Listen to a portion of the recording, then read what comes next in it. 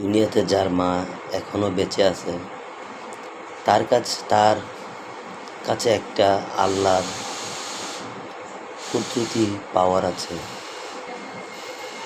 তার একটা কুদরতি পাওয়ার আছে, কারণ মার দোয়া আপনাকে 1 সেকেন্ডের ভিতরে ওই মক্কা মদিনার একজন ইমাম সাহেব বানায় ফেলতে পারে আল্লাহ। আবার আপনাকে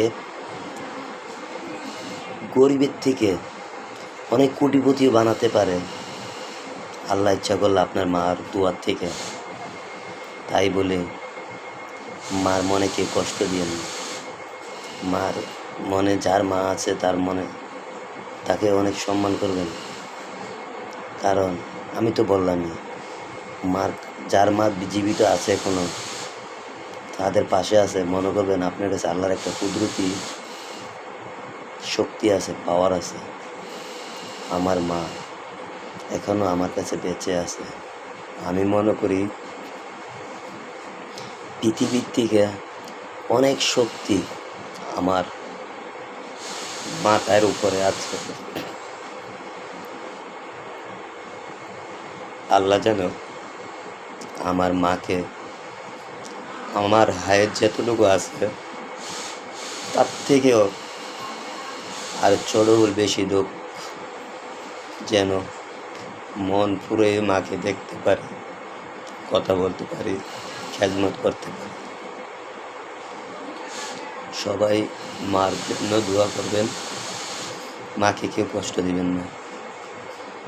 তখন বুঝবেন, আপনারা যখন মাকে হারিয়ে ফেলবেন তখন বুঝবেন কতটুকু কি হারাইছেন, কি কতটুকু কষ্টতে আছেন। কিন্তু আমি এখন মনে করি আমার অনেক বড় শক্তি আমার মাথার উপরে ভরসা আছে, আমার মার দোয়া আছে। আমার মা সবসময় আমার জন্য অনেক বড় দোয়া করে, তাই আমি অনেক ভালোবাসি, অনেক শান্তিতে আছি আমার মার দোয়া, বাবার দোয়া।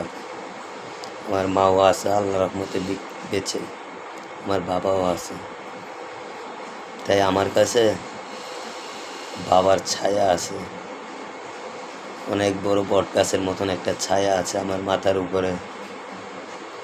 তাদের মুখটা যদি আমি বাসায় গিয়ে দেখি অনেক বেশি শান্তি পাই, অনেক খুশি লাগে, অনেক আনন্দ লাগে তাদের দুজনের মুখটা যদি দেখি আমি। কিন্তু